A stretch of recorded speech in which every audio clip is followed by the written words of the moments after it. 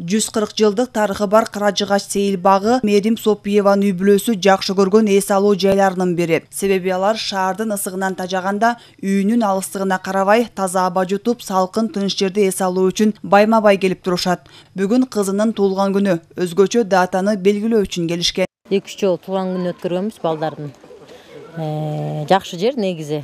Мурун аябай каралган, каралбаган, жаман мындайраак кирирак жер болчу. Ал кичине жакшы болуп калыпты, скамейкаларды коюп. Бирок мындан да жакшы кылса жакшы болмок. Мисалы мындай стол, эки жагында стул болсо, биз отуруп, чай ичип, аны өзүбүздөн кийин тазалап, ташнакка алып кетмекпиз да. Каражыгач Бишкек шаарындагы алгачкы жана эң чоң сейил бактардын бири. Ал 1881 ботаник Фетисовдун аракети менен түптөлгөн. Башында аянты 215 гектар болсо, кийин жер тилкелери жеке менчикке мыйзамсыз берилип олтуруп, азыр сейил бактын аянты 141 гектарды түзөт. Акыркы жолу мындан 5 жыл мурда оңдолгон. Анда отургуч урна орнотулуп, жарык коюлган. Эми кала башчысынын тапшырмасы менен көрктөндүрүү жумуштары кайрадан жасалганы турат. Анча-мынча реконструкцияда бүтпөй калган жактары болгон да. Себеби сахнабыздын үстү жабылбай калган. Андан сырткары фонтанды могу жерде центрде чоң фонтаны бар, ошол фонтанга сууну киргизип, оңдоо иштери до конца болбой калган. Аягына чейин чыкпай калган.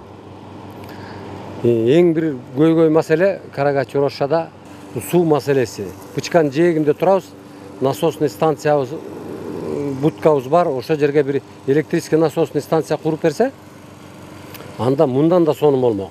Оңдоп түзөө жумуштары башталса, аттракциондор коюлат. Шаардыктар үчүн көңүл ачуучу жана толук эс алуу аймагы пайда болот. Парк зоналарга бөлүнүп, маданий агартуу мекемеси, дене тарбия, спорт, эс алуу жайы жана балдар зонасы болот. Каражыгач Орошча очень красивое место.